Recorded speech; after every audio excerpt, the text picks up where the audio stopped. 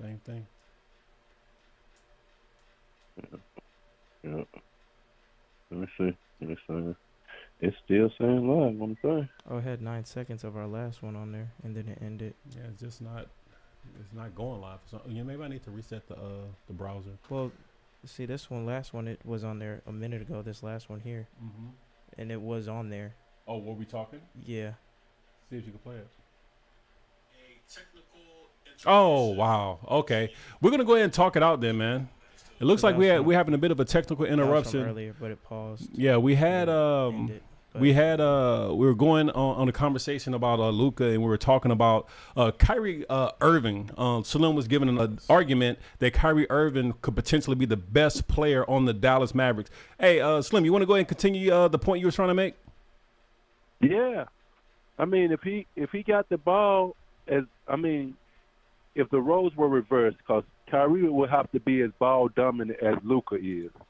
But even in Kyrie's role, Kyrie plays very well. But, I listen to a lot of podcasts, and one of the podcasts I listen to is Gilbert Arenas' podcast, and he began to work Great from podcast. Spencer Dinwiddie. Great podcast. Yeah, and he gets the word from Spencer Dinwiddie, and Dinwiddie say, after practice, when they be, picking up, playing one-on-one, guys on the sides, guys up, Kyrie is eating everything in the gym, including Luka. Luka is not even in the gym when it comes down to that. That's by word of Spencer Dinwiddie. Watch the podcast if you don't believe me, but I'm not making this up. This is straight fact. Slim, He's too slow. Hey, Slim, you're making a debate that a great one-on-one player automatically equates to a great NBA player. I don't agree with that actual debate. If that was the case, i.e. Kyrie Irving. That's Kyrie Irving's problem. Give me 1 second. If that was the case, then you would have a whole bunch of the N1 mixtape like Hot Sauce and all these guys be top 50 point guards of all time. I agree. As an NBA player playing in an NBA system, Luka right now is proven to be a superior player to Kyrie. Kyrie is not the number one player on that team. Luka is. But phrase like that, I agree totally. But I can't argue with that. Your argument was that KD is a better player in the league than Luka. And I want to give Kyle a chance to answer that question as well, because my question, once again, is Luka, with what we're seeing from him to start the season, the best player in the league right now? And if not, who would you say is? Oh, I want to rephrase. I want to give another answer, but go ahead. All right, go ahead, just Kyle. for these 3 games. Just for these first 3 games of the season? Yes. This doesn't mean he's going to finish the season being the best player. I'm just saying right now, with what you've seen early in the season, who would you say right now has the early look? I know it's a small sample size, but right now, Luka's numbers are so impressive, I felt it was appropriate to ask the question at least. I still want to go with Jokic. Jokic has, last time I checked, I want to say Jokic had, when it came to rebounds, I want to say it was 10, 7, and 12.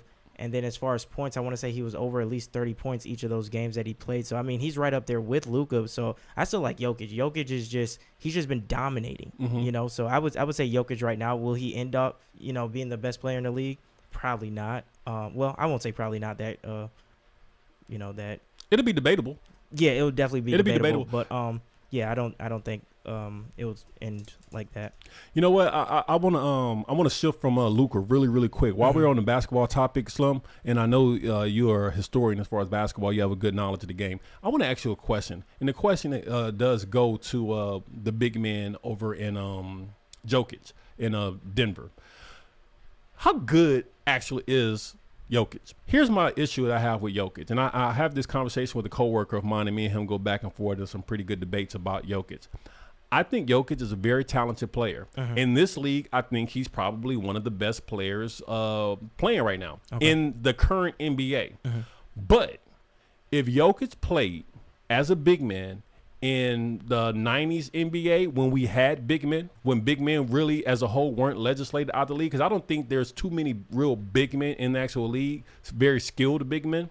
And when I talk about big men, I talk about big men that play at the basket. I ain't talking about big men like Wemby. Wemby is 7'4", shooting threes. Like when I think of big men, the big men are in the paint, bro. And I'm not saying that's not to say anything about Wemby or to say anything about Wemby's game. I think Wemby is a generational talent, and I think he has a very, very good chance of proving that he's a generational talent. I'm just saying, Jokic Right now, he's exceptional in the league as it is today. But I think if Jokic played during Shaq's era when there was a quality big man on almost every team, I think Jokic would be an all-star, but he wouldn't be what he is now. Purdue. You agree with me, Slim? Am I getting some agreement? So what do you say? You said Will Purdue twice. I don't know. I don't know if I agree with that. I'm gonna let Kyle go. Kyle, go ahead, get in there. I guess the reason why I don't agree with that is because we've seen what Jokic has done. You know, he does a lot. He can shoot, he can pass, he can grab boards. With big man in the past, it was more so glass cleaners were taking layups. Jokic is going to take you out to the three-point line. Are these three-point passes? I mean, are these big men going to come out to the line? Okay, if they guard him, what is Jokic going to do? He's going to pass out of it. I mean, Jokic does so much where it's just like he's a different type of big man. I don't know if he would not be as dominant as he is now, though, just because he doesn't play as the style as the big men did back then. He's just a different style of big man. You know, I love having these conversations, but the only frustrating thing about having these conversations, right, is it's all hypothetical. Oh, like, definitely. Yeah. You'll never know. In my mind, if I see Jokic try to play against a young Shaq, like an Orlando or early Lakers Shaq, he gets destroyed. If I see Jokic try to guard... Hold that thought. Go ahead. But how does he look against other bigs though? Good. I got another big for you. I feel like with his fundamental set, you know, I'm not a fan of Jokic, you know, but I respect his game simply because he's fundamental. And in the old game, he'll kill. I think he would do well because he's big and he got grit. Can I ask you a question? He got grit. He reminds me of Kevin McHale. Can I ask you a quick question, Slim? If he goes up against Olajuwon will put him in a blender. If he goes up against if he goes against David Robinson's going around him 8 times out of 10 quickly and dunking at the basket. There's a number of different big men that I could say that to. If he goes in the paint and now he would be able to score on the perimeter because he does have a shot in the perimeter. I give him that. But if he tried to score anything in the paint, Dikembe is sending that crap out of there because the problem is he has no lifts. And I want to ask you a quick question, Slim. Yeah. Name me a player or a big man back in that? They're whiskey.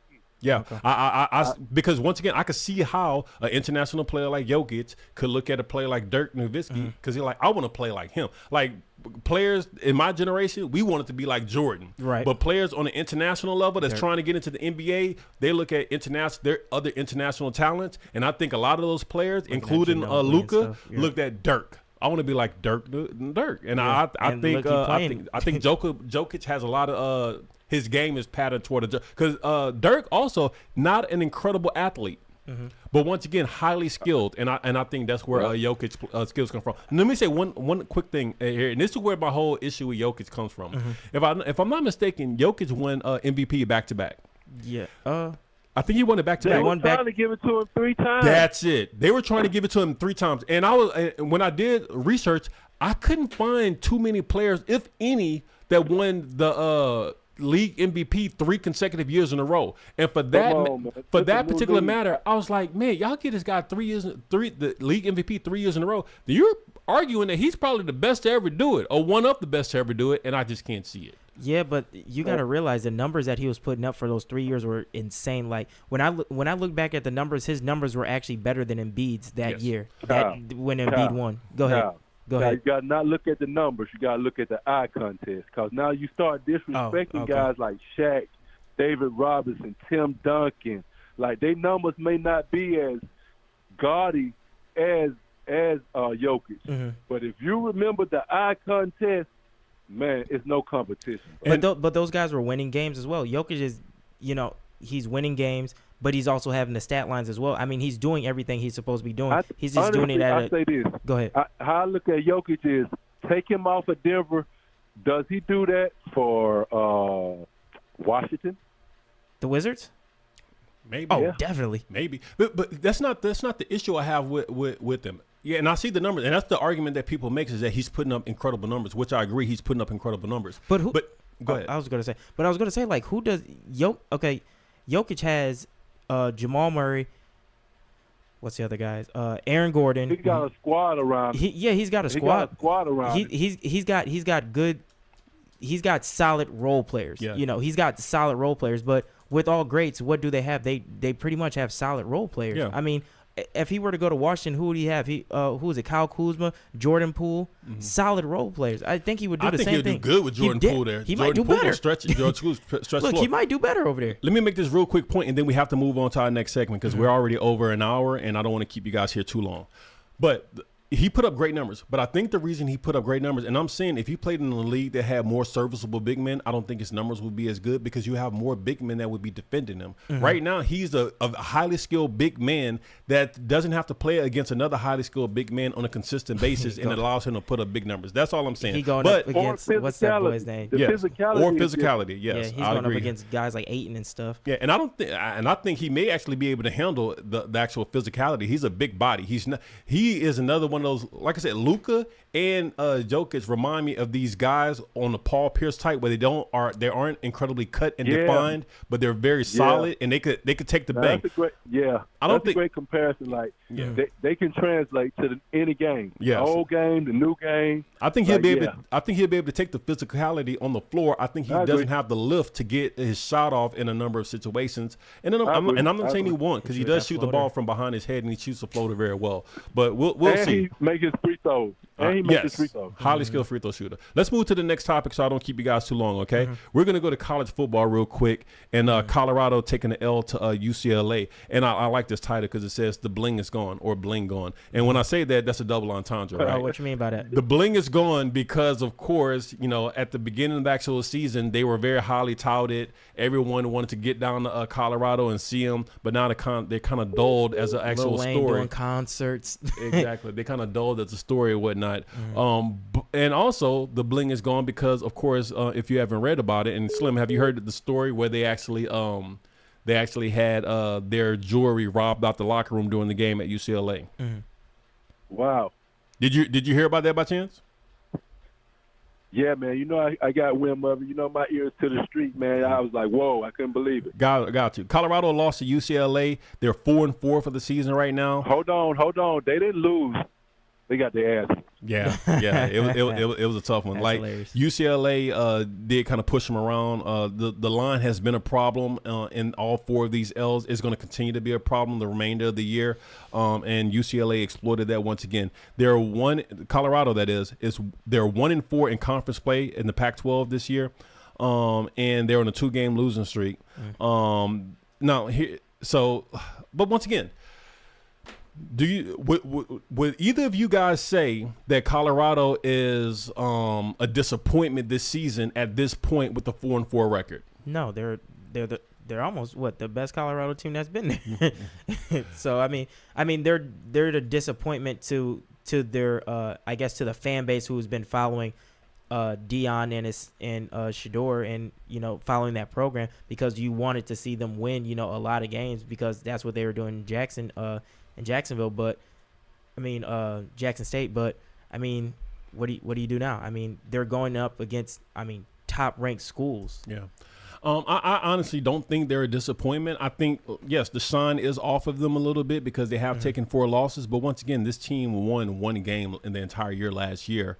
They almost completely turned over their roster. The thing that makes this story still interesting, even though they're on the bad side of a couple tough losses right now, is the fact that all the hype and everything that was generated around them earlier in the actual season. They leaned into that hype really, really strong. Prime always leans into the hype. That's his whole image, his whole persona. And I don't expect him to change, nor would I be entertained by a Coach Prime-led team if they didn't kind of lean into the actual hype. But one thing that I think they kind of went above and beyond, right now, there's a double-edged sword going on with these NIL deals. And Colorado is a shining example of that. These NIL deals are having a side effect because these kids are getting a lot of money real quickly, and they're showing it off. Oh, yeah. They're showing it off, making themselves targets and flashing their newly found wealth at a time where the security doesn't really match up to the wealth that they're actually displaying. When you're a professional, your security matches up to your actual wealth. In college, your security ain't really matching up to your wealth unless you're at a really big time program like Alabama or something. Maybe they have enhanced security, but they're making themselves targets, flashing, and their whole thing is throwing up the actual rollie or throwing up whatever watch they have to protect Philippe or whatever they have and throwing it up and kind of waving that wealth in there. eventually someone's gonna be like, oh y'all, everywhere y'all go, y'all got these watches. Oh yeah, we good. I'm going to the locker room. And they lucky. It could have been worse if they tried to get it off their person. Yeah. I think after this particular situation, if Coach Prime doesn't tell his players, his son, and those guys to kind of tone it down with the displays of wealth, I think that'll be a poor job in coaching. I think he really needs to take this as a warning, and I think they got off easy just by losing the jewelry. In some situations, it could have been much worse, and they could have lost much worse, including their life. Deion should have been saying something because it's taken away from the actual reason of why we're all here. We're here to watch you guys play football. We're here to support you guys win. And you guys are out here flashing watches, doing all this other stuff, trying to be bigger than what the whole situation is. So, I mean, I'm sorry that happened to him, but, I mean, it was bound to happen. I mean, you're like you said, you're flashing all this money, the low security. I'm pretty sure the security guards, making probably $20 to $25 an hour. I mean, they don't really care. I mean, because for someone to break into the locker, no one was standing by the door, but you don't even think about it because they were standing by the door. They just happened to look the other way at the right time. By accident or on purpose. A little bit of both. We don't know that part. Exactly. We may never know that part, but that was just one thing I wanted to kind of touch on with Colorado. Did you have anything else you wanted to add on that, Slim? Yeah, man. I think Colorado, by no means are they a disappointment. By no means are they a disappointment. No, I don't think so at all. Some kind of way, in the midst of all this glitz and glam, some of their priorities are getting mixed up. But I think that was a good lesson for them up at Colorado. Same thing happened to Deion when he first got to Jackson State. Remember? Yeah. And he tightened up after then. Yeah. But the thing about I think Deion needs to just humble themselves a little more. That's what it is. And everything will be all right. But shout out to Colorado and just keep going. Yeah, Colorado. I'm looking forward to. I want to see how they finish the year. I'm not saying I'm completely disinterested in what's going on with Colorado. I am excited to see how they finish the year. I do want to see them turn around and get on a winning streak. The road is not getting any easier for them. They still have some ranked opponents on their actual schedule. Mm-hmm. So they have some challenges, but I hope they're able to continue to compete and continue to learn from this experience. And like I said, I definitely don't think they have any reason to hang their head. They're playing understaffed or undermanned on the interior line, and while the interior line sometimes goes unnoticed, it is one of the most important parts of the game. Kyle, you want to say something? that was the main thing. I was saying that right now they need to play as in we're looking for people to fill these roles. Like we want to play well enough where we want guys to come back over to the program. Exactly. I mean, we all know how the not the NFL, but we all know how the NCAA works when it goes to trying either going to a bowl game or going to the championship. If you don't, once you miss a game, you're pretty much out. So at this point, these guys are out of said bowl games or the whole championship. But I mean, you still have something to fight for, which is your next season. Yeah, you want to fight enough for your next season, so you get these big husky dudes on the line to come protect Shedeur for more than the 5 seconds or 7 seconds that he's getting back there in the pocket, so he can do his thing, so he can scramble, or he can he can really kind of shine and do what he needs to do. But real quick before we move on, I just like you're saying before, I just want them to humble themselves. Like when they were in Jackson State, they were a real humble football team. All they were doing was winning. When the lights wasn't on them, they was just winning. They were getting out of there, and they were doing their thing. That's how they built that. The steam behind them. That's why everybody started to love them. They get to this program. They got all the lights around them. They got the money. They got this, and they just lost what their core value or what their core audience or what they were about. Yeah. And I just hope they get back to that. I hope Deion reins it all in for him, which I think he will. I think it's just just a, what do you call it, growing pains, a little stretch marks, whatever you want to call it. But I think they'll get back to it. I don't think they'll continue to win. I don't even think they'll have a 50-0 record or whatnot. But we'll see what happens. All right, I'm looking forward to it. Let's move to the last segment here, and then we'll be on our way here for the night. Hey, Slim, I wanted to show you. It's heating up there in Michigan, bro. I know you're paying attention to everything going on up with the investigation going on with the Michigan football team. I have something I want to say that I want to close off, but real quickly, did you have anything you wanted to add to this developing story? Man, smoke turned into fire. Yes, sir. That's all I can say, man. Did you see the interview with the coach when they asked him about it? He was like, that's tough. It amazes me that he's still denying having any knowledge of it, and people are really sitting there like, oh, well, maybe he didn't know. Nah, Man, come on, man, please. Kyle, you had any input on the whole Michigan developing story? I just want them to check the receipts of where he bought the cameras, give to his staff, and file the paper trail. Yeah, I would say one thing about this story because it is something that kind of irritates me. I'm watching a lot of social media. I'm watching a lot of these sports shows, and the hosts of these shows are trying to give Harbaugh a pass. The hosts of these shows are saying, well, you know, he's going to leave Michigan. He could just go into the NFL and, you know, like like it's nothing. They're really downplaying the significance of it. But no repercussions? No repercussions whatsoever. Yeah. You know, the NFL is not going to care. But when you had a player like Maurice Clarett, who wanted to leave Ohio State after 1 year, the NCAA and the NFL were in concert together, keeping this young man out of the actual league. When any player at the NCAA level makes a mistake, it's not just an issue of them just being able to go to the next level or go to the next phase of their actual life and continue their actual career. So the idea that sports media are really downplaying the significance of a program involved in a pretty complex cheating scandal, and resulting in having a pretty strong season, and the fact that they're trying to wash it under the table just shows me I really believe that a lot of these sports media personalities, although they claim to champion fairness, don't care about fairness whatsoever at all. They care about protecting their relationships with the actual NCAA and continuing to be able to call upon people. And by doing that, they just downplay and go along with whatever story there is. I have a problem with how they're handling it and how they're trying to dismiss it. And that's just how I feel about the whole situation. Well, if it was Malika Andrews, I know she wouldn't dismiss it because she'd be calling out people's past all the time. So certain people, not all people. There you go. Certain people, not all people. And I don't. I don't think she would be calling this one out. That's my personal opinion. I'll leave it alone. But that's all I have on the actual show today. Slim, you have anything before we close up? Great show, guys. I enjoyed it. I really appreciate it. Oh, yeah, for One sure. thought.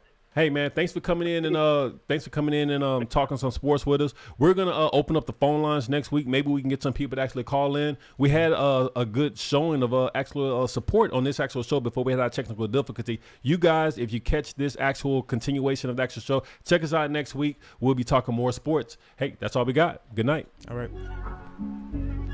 I hear you talking opinions, but where your facts at? I think it's time that we pull up and do a fact check. Wrong again, we calling you to the circle. I'm tired of hearing the bull. I'm questioning your discernment, yeah. Like how you question the people that's really earned it, the people that's really working. Type of stuff for the circle.